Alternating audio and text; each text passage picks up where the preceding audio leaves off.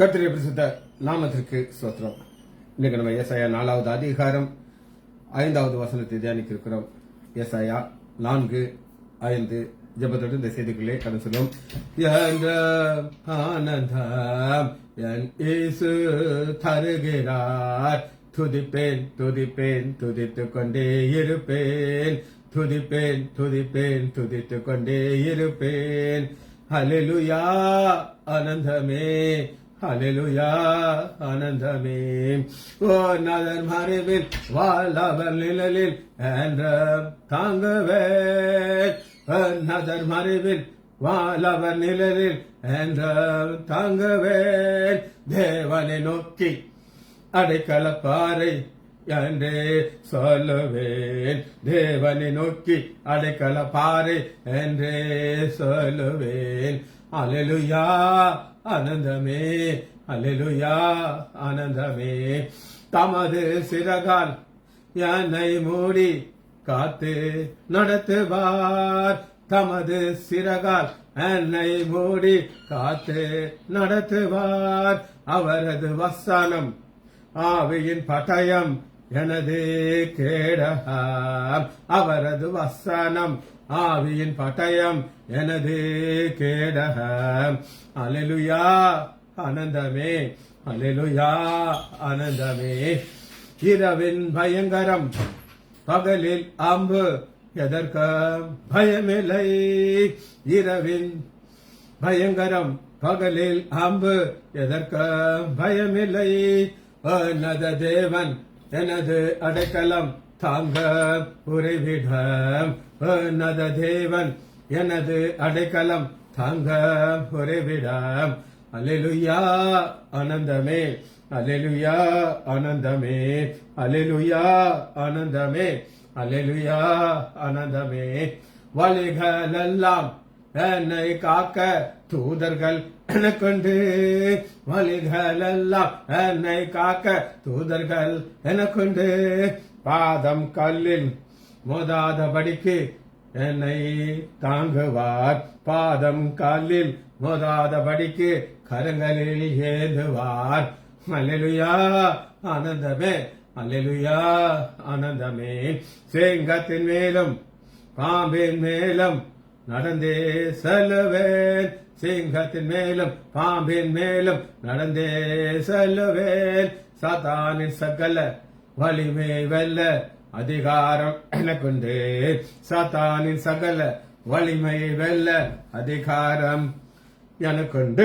இயேசுவே நாமத்தினாலே ஜெபங்களின் பிதாவே, ஆமென். கர்த்தருடைய பரிசுத்த நாமத்திற்கு ஸ்தோத்திரம். Arokiyaraj brother praise lord, Leela sister praise lord, Janaki Ammal praise lord, Nagarathnam Ammal praise lord, Daniel Rajesh praise lord. நம்ம இன்னைக்கு ஏசாயா 4வது அதிகாரம் 5வது வசனத்தை பார்க்க இருக்கிறோம். இது ஒரு பெரிய வசனம்னால நம்ம இதை 2ஆக பிரித்து தியானிக்க இருக்கிறோம். அப்பொழுது கர்த்தர் சீயோனின் மலையில் உள்ள எல்லா வாசஸ்தலங்களிலும் அதன் சபைகள் மேலும் பகலிலே மேகத்தையும் புகையையும் இரவிலே கொழுந்து விட்டு எரியும் அக்னியையும் பிரகாசத்தையும் உண்டு பண்ணுவார். மகிமையானவர்கள்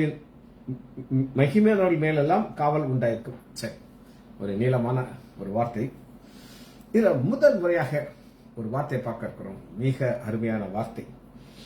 ஆண்டவர் என்ன செய்யறாரு, கிரியேட் பண்ணுகிறார். எதெல்லாம் கிரியேட் பண்றோம்னு பார்க்கிறோம், எல்லாத்தையும் உண்டாக்குவார். இந்த உண்டாக்குவார்ங்கிறதுக்கு ஒரு எபிரேய வார்த்தை பாரா, சொல்லுங்க பாரா. பாராங்கிறதுக்கு என்ன அர்த்தம்னா டு கிரியேட், மேக். இந்த கிரியேட் மேக்ங்கிறது நம்முடைய தேவனுக்கு மாத்திரம் உள்ள ஒரு வல்லமை. கேட்டுக்கோங்க, தேவனுக்கு மாத்திரம் உள்ள வல்லமையை தான் பாரா அப்படின்னு பார்க்கணும். அவர் ஒரு கிரியேட்டிங் காட். இப்ப இந்த வசனத்தை உங்களுக்கு காட்டுறேன். இத பாஸ்டர் சுரேஷ் ராமச்சந்திரன் மிக அழகாக எக்ஸ்பிளைன் பண்ணாலும் என்னால் அதை விளக்க முடியாது. அது என்ன அப்படின்னு கேட்டீங்கன்னா, ஆதியிலே தேவன் வானத்தையும் பூமியும் சிருஷ்டித்தார். சிருஷ்டித்தார். பாரா, BARA. PA மேல ஒரு கோடு போட்டுருக்காங்க, RA மேல ஒரு கோடு. பாரா. நம்ம என்ன செய்யணும்னா, அப்பப்ப இந்த பாராங்கிற வார்த்தை நம்ம சொல்லுவோம். பா ரா பரா கிடையாது. B A code R A கோடு பாரா. இப்ப ஆண்டவர் என்ன செய்கிறார் அப்படின்னு கேட்டீங்கன்னா, இந்த பாராவை 2வது அதிகாரம் 3வது வசனத்துல தேவன் தாம் சிருஷ்டித்து உண்டு பண்ணின தம்முடைய கிரியைகள் எல்லாம் முடித்த பின்பு பாரா முடிஞ்சிருச்சு. சரி, இந்த பாரா வேற எங்க நீங்க பார்க்கலாம் அப்படின்னு கேட்டீங்கன்னா, ஏசாயா பண்ணுவோம் 40வது அதிகாரம் 26வது வசனம். 40:26. உங்கள் கண்களை ஏறெடுத்து பாருங்கள், அவைகளை சிருஷ்டித்தவர் யார்?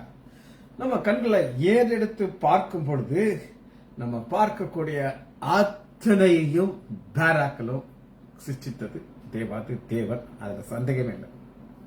நல்லா கேட்டுக்கோங்க, சாத்தானுக்கு சிருஷ்டிக்கிற பவர் கிடையாது, அவனுக்கு அழிக்கிற பவர் இருக்கு. அவன் அழிக்கிறான், ஆனா ஆண்டவர் சிருஷ்டிக்கிறார்.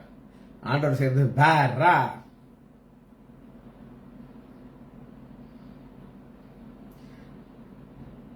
அவர் அவைகளின் சேனைகளை இலக்கமாக திட்டமிட்டு புறப்பட பண்ணி சேனைகள். இந்த சேனைகளை நம்ம ஒரு சின்ன ஒரு நம்ம பார்த்துருப்போம், இருந்தால் அந்த சேனையை நம்ம பார்ப்போம்.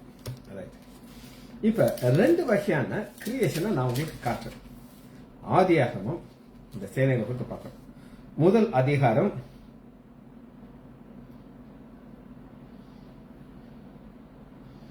19வது வசனம் வரை 4 நாள்ல ஆண்டவர் உண்டு பண்ணது சேனைகளை உண்டு பண்ணிக்கிறார். வானத்தின் சேனைகள், சூரியன், சந்திரன், நட்சத்திரத்தை எல்லாம் உண்டு பண்ணிட்டார்.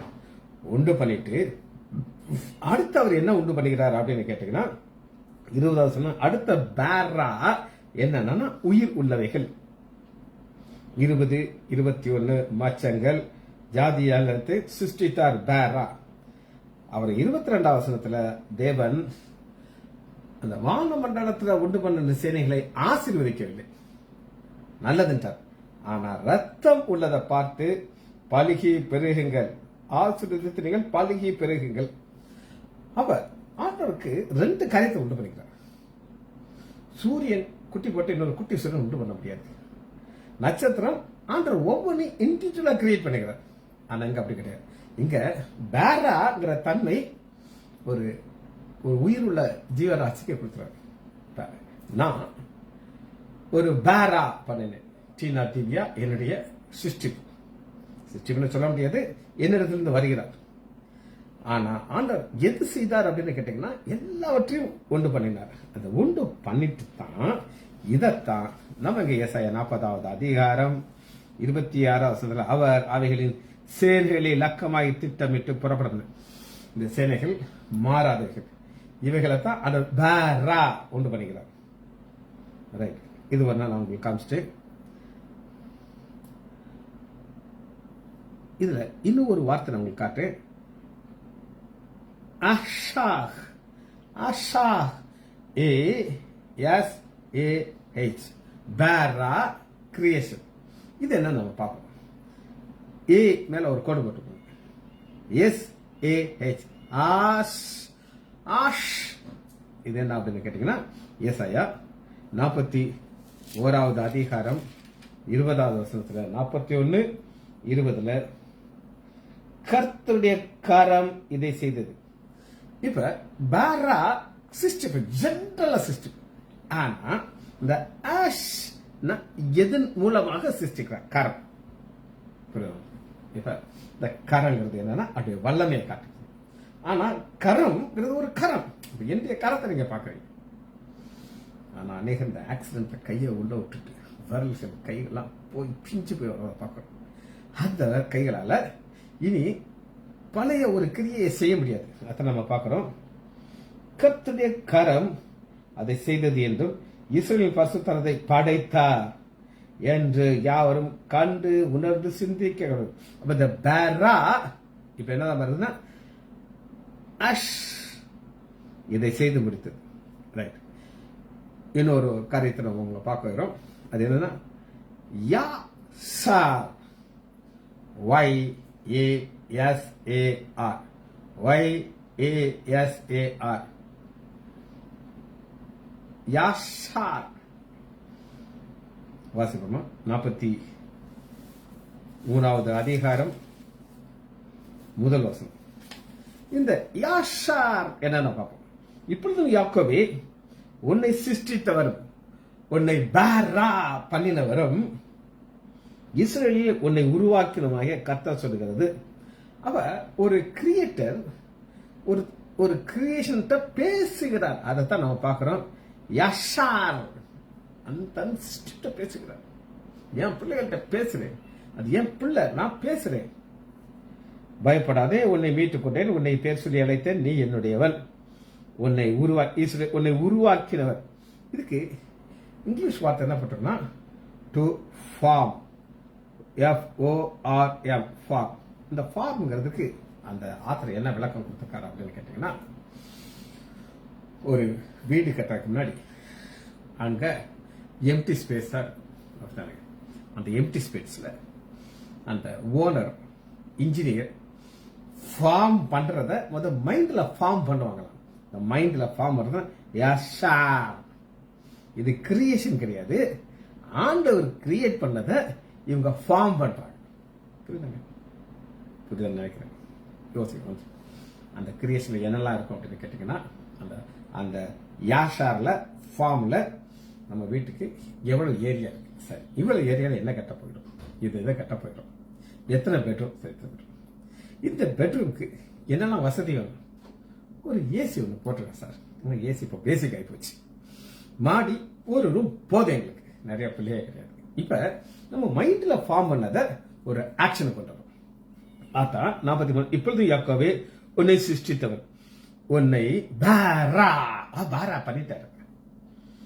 உன்னை உருவாக்கினவர், அந்த உருவாக்குறதான் நம்ம பார்க்கிறோம். யாசார். சரி, பாரா உங்களுக்கு காமிச்சிட்டு வாசனத்தை திரும்ப ஒரு வாசத்தான் நமக்கு புரியும். ஏசாயா 4வது அதிகாரம் 5வது வசனம். அப்பொழுது கர்த்தர் சீயோன் மலையில் உள்ள எல்லா வாசல்களும் சபையிலும் கொழுது உண்டாக்குவார், பிரகாசத்தை உண்டாக்குவார். பாரா, இது முதல். 2வது நம்ம பார்க்க போயிடும் மவுண்டன், மலைகள். மலைகளுக்கு கிரேட் எபிரேய வார்த்தை ஹேர், ஹேர், அவ்வளவுதான். HAR, நீட்டுறதுக்கு மேல கோடு கிடையாது. HAR, ஹேர், மலை, ஹேர். ஆதியாகமம் 8வது அதிகாரம் 4வது வசனம். ஆதியாகமம் 8வது அதிகாரம் 4வது வசனம். இங்கதான் முதல் முறையாக ஹேரா பார்க்கலாம்.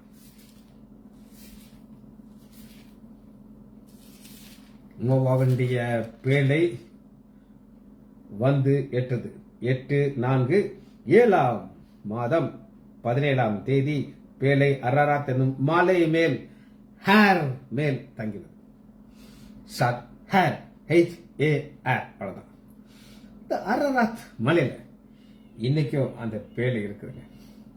ஆனா அது ஆண்டவரை அறியாத புறஜாதியருடைய கரத்துல இருக்கிறதுனால அவங்க அதை எக்ஸ்போஸ் பண்ணாம வச்சிருக்கிறாங்க. ஆனா உண்மை அது அங்கதான் இருக்கு.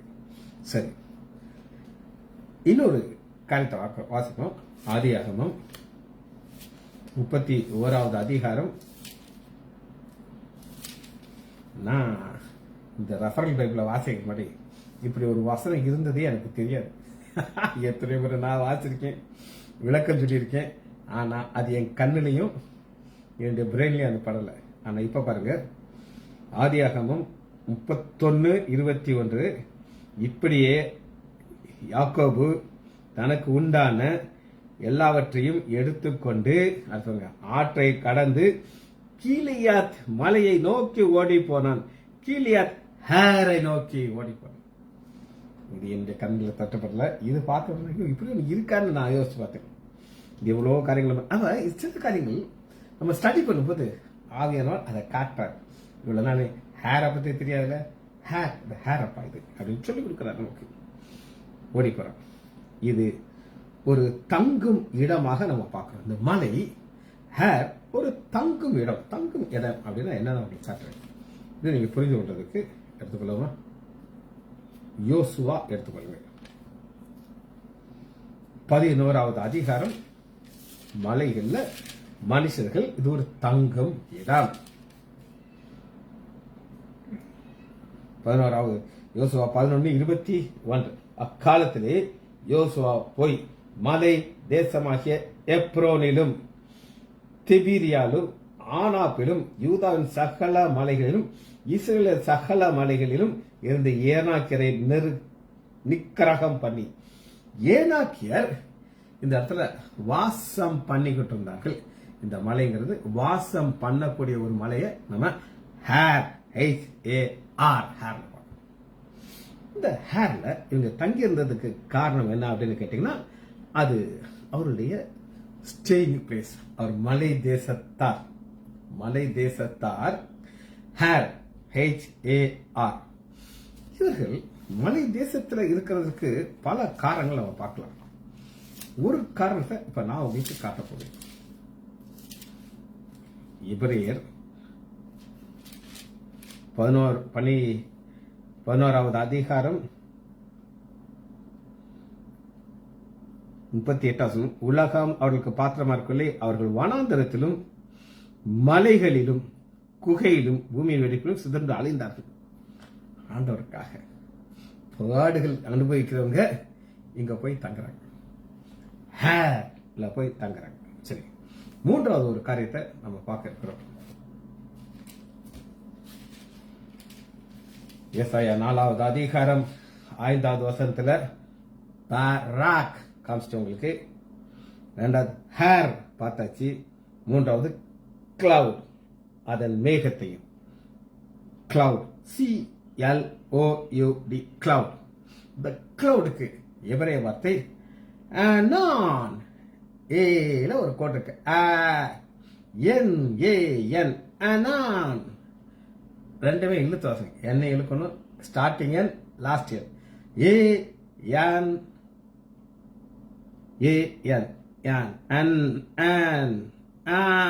சரி, இதுக்கு புகை மூட்டம் ஃபாக்.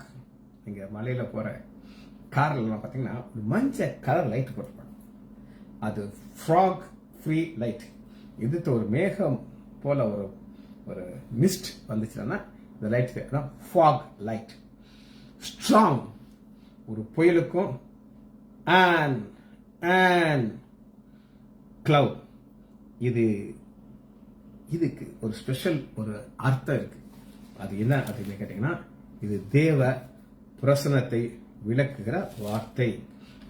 கிளவுட் தேவ பிரசன்னத்தை விளக்கும் வார்த்தை. யாத்ராகமம் 13வது அதிகாரம் 21 இவர்கள் இஸ்ரேல் மக்கள் கிளம்பி வராங்க. பாலும் தேனும் ஓடுகிற தேசத்தை நோக்கி வரும் பொழுது அவர்கள் இரவும் பகலும் வழி நடத்த கர்த்தர் பகலிலே அவர்கள் வழியாக நடத்த மேக ஸ்தம்பத்தையும் இரவிலே அக்னி ஸ்தம்பத்தையும். மேக ஸ்தம்பம் இது அவர்களுக்கு ஒரு பாதையாக அது மாறுகிறது. இது தேவ பிரசன்னம் இருக்கிற இடம் அப்படின்னு நான் சொன்னேன் உங்களுக்கு. அதைத்தான் நம்ம இன்னைக்கு பார்க்க போறோம். மேகம். யாத்ராகமம் 34:5 ரொம்ப கிறிஸ்டல் கிளியரா இருக்கு இந்த வார்த்தை. கிறிஸ்டல் கிளியர்னா இதோட கிறிஸ்டல் கிளியர் நீங்க பார்க்க முடியும். கர்த்தர் ஒரு மேகத்தில் இறங்கி, கர்த்தர் ஒரு இறங்கி, இறங்கி அங்கே மோசேக்கு அருகே நின்று கர்த்தருடைய நாமத்தை கூறினார். அவர் தன்னுடைய நாமத்தை மோசேக்கு சொல்றதுக்கு ஒரு வெஹிக்கிள் மேகம். கடைசியா ஒரு வார்த்தை வாசிச்சு நம்ம மெசேஜுக்குள்ள போகிறோம். 1 ராஜாக்கள் 8வது அதிகாரம் 10வது வசனம். 8:10. 1 ராஜாக்கள் 8:10. அப்பொழுது ஆசாரியர்கள் பரிசுத்த, இது சாலமன் கட்டின ஆலயத்துல தேவ மகிமை எப்படி வருது அப்படின்னு கேட்டீங்கன்னா, மேகமானது கர்த்தருடைய ஆலயத்தை நிரப்பிது. மேகத்தின் நிமித்தம் பிரசனம் ஃபுல்லா இருக்குது. இது தேவன் மேகத்துல வருகிறார், அவருடைய ஆலயத்துல தன்னுடைய பிரசன்னத்தை காட்டுகிறார். இது நம்ம பார்த்த லாங்குவேஜ். இப்போ நம்ம வசனத்துக்குள்ள கடந்து வருகிறோம். சொன்னேன் நம்ம ரெண்டு செக்ஷன் அதை பார்க்க இருக்கிறோம். ஏசாயா 4வது அதிகாரம் 5வது வசனத்துல இந்த கிரியேஷன் பாரா எதன் மேலே இருக்கிறது அப்படின்னு கேட்டீங்கன்னா, வாசிப்போமா? பாரா எதன் மேலே இருக்கிறது அப்படின்னு நீங்க கேட்டீங்கன்னா, ஏசாயா 32:18 32:18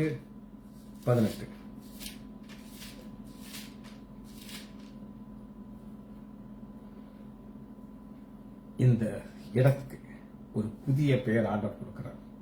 அது என்ன அப்படின்னு கேட்டீங்கன்னா, என் ஜனம்.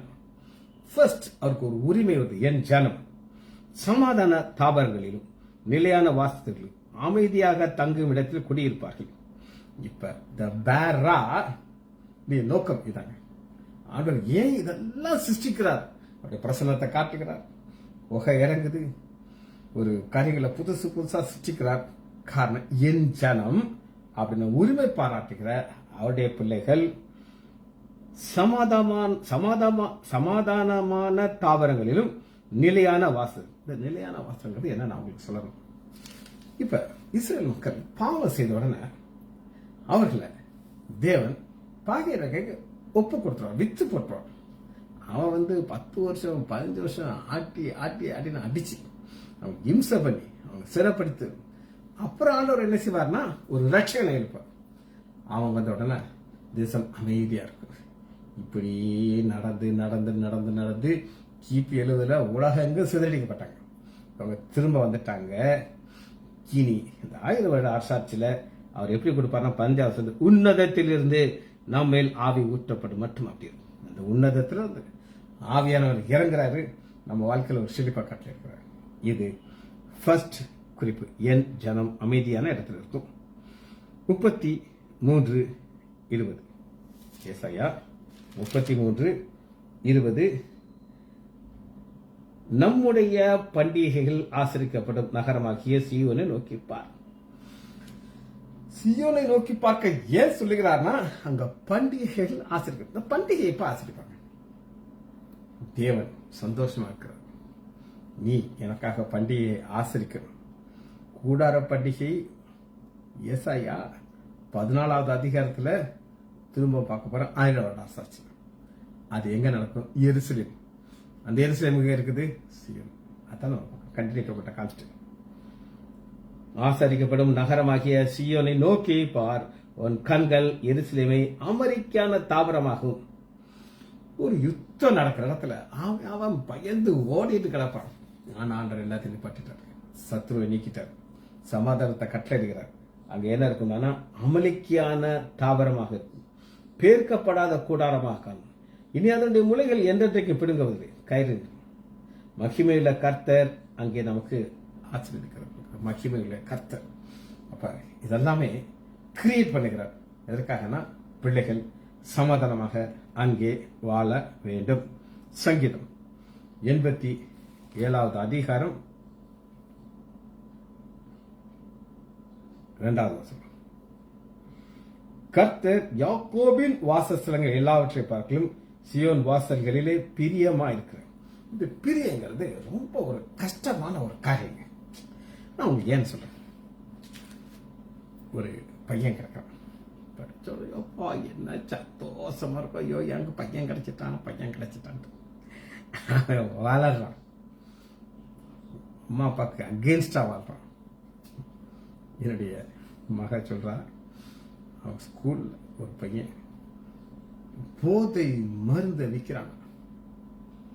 வாத்தியார் சொல்லிட்டாங்க, அரெஸ்ட் பண்ணாங்கன்னா உன்னை வெளியே விட மாட்டாங்கடா, ஜாமீன் கூட கிடைக்காது, உன் வீடை சர்ச் பண்ணுவாங்க என்னெல்லாம் சொல்லிருக்காங்க.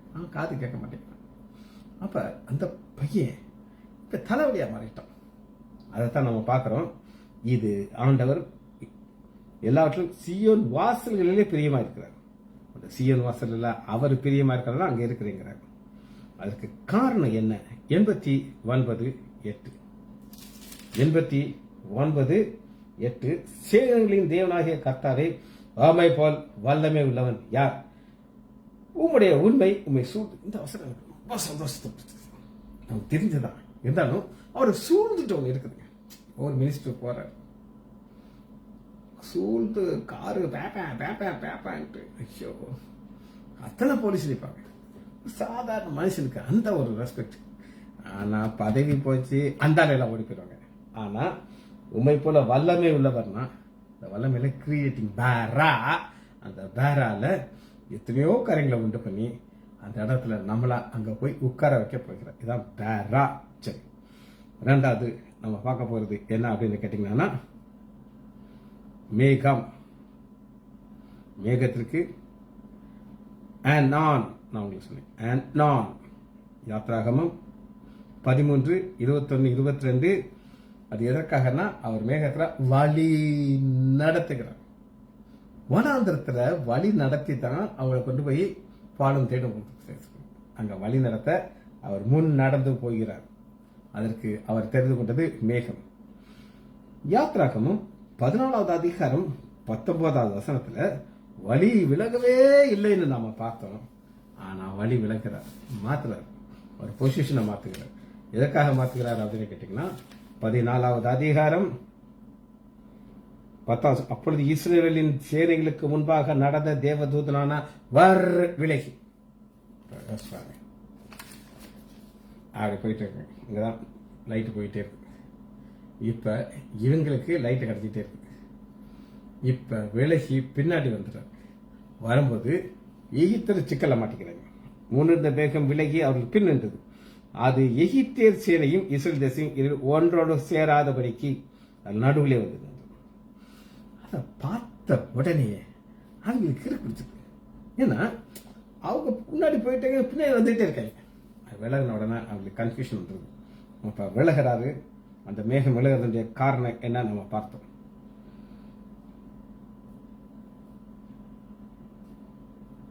நாற்பதாவது அதிகாரம் 34 வசனத்துல மோசே ஆண்டவர் சொல்ற கட்டளையின்படியே எல்லாத்தையும் முடிக்கிறார். 1, 2, 3, 4, 5 முடிக்கிறாரு. அங்க ஒரு மேகம் வருது. அது ஆண்டோடைய பிரசனத்தை காட்டுகிறது. என்னாகணும் 9வது அதிகாரம் 15வது என்னாகவும் 9:15 வாசஸ்தலம் ஸ்தாபனம் செய்தவர்களாலே மேகமானது சாட்சியின் கூடாரமாகிய வாசஸ்தலத்தின் மேல் சாயங்காலமான பொழுது வாசஸ்தலத்தின் மேல் அக்னிமயமான தோற்றம். அது விடியது. இந்த அக்னிமயமான தோற்றத்தை தான் நான் எங்க பார்க்கிறோம் அப்படின்னு கேட்டீங்கன்னா, எசாயா 4வது அதிகாரம் 5வது கொழுந்து விட்டு எரியும் அக்னியை பிரகாசத்தை உள்ள கொழுந்து விட்டு எரியும் அக்னி பிரகாசம். இந்த அக்னி எரிக்காது, ஒரு மகிமையை கொடுக்கணும். குளோரி அப்படியே கதம் இருக்கும். பார்க்கறவங்களாம் ஆச்சரியப்படுவாங்க. அதுதான் மேகத்துல அடுத்த ஒரு ஆசீர்வாதம். சரி, நெகேமியா இது குறித்து ஒரு ஆழத்தை நமக்கு காட்டுகிறார். அது என்னன்னு கேட்டீங்கன்னா, நெகேமியா பக்கம் 6:1-5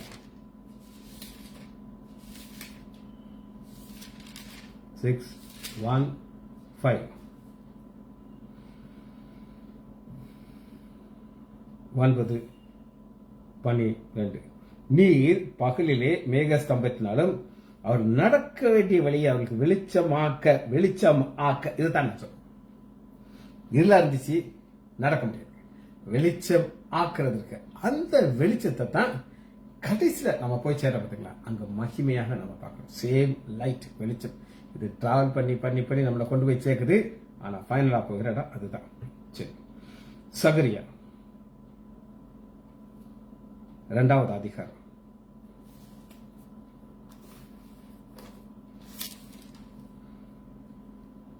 5வது வசனம். நான் அதற்கு சுற்றிலும் அக்னி மதிலாக இருந்து அது நடுவிலே மகிமையாக இருப்பேன். இது ஒரு பாதுகாப்பு கொடுக்கிற அக்னி மதில். இப்ப இவர்கள் ஒரு இடத்துல இருக்காங்க, பள்ளத்தாக்கில் இருக்காங்க. சகரியா 1வது அதிகாரம் 10வது வசனத்துல மிருதி செடி நடுவில் இருக்கிற புருஷன். அவங்க எங்க இருக்காங்க? ஒரு பள்ளத்தாக்கில் இருக்கிறாங்க. பள்ளத்தாக்குங்கிறது என்ன அப்படின்னு கேட்டீங்கன்னா, அவங்க சிறைப்பட்டு கிடக்குறாங்க.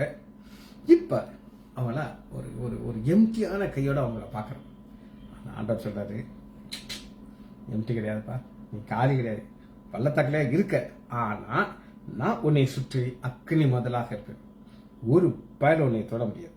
அது எப்படி தொட முடியாது அப்படின்னு நீங்க கேட்டீங்கன்னா, 8வது வசனம், உங்களை தொடுகிறவன் அவருடைய கண்மணியை தொடுகிறான். கண்மணியை பாதுகாக்கிறாப்ல, அவர்களை பாதுகாத்து பிறகுதான் எங்க கொண்டு வர்றாரு கேட்டீங்கன்னா, ஏசாயா 4வது அதிகாரம் 5வது வசனம், சியோன் மலைக்கு கொண்டு வருகிறார். ஜெபிச்சு முடிப்போமா? மகா இரக்கமும் கருவேமல்ல பிதாவே, துதிக்கிறோம் ஐயா. நன்றி உள்ள இதயத்தோடு உடைய திரு சமூகம். எத்தனை நன்மைகள் ஐயா, எத்தனை கிருபைகள் ஐயா, சொல்ல முடியாத ஈவு காக்க நன்றி. பாராங்கிற ஒரு வார்த்தை நாங்கள் கற்றோம் ஐயா. ஒவ்வொருவரையும் என் ஆண்டவராகிய இயேசு கிறிஸ்துவின் நாமத்தினாலே ஆசீர்வதிக்கிறேன். இயேசுவின் நாமத்தினால் ஜெபங்கள் பிதாவே. ஆமேன், ஆமேன், ஆமேன்.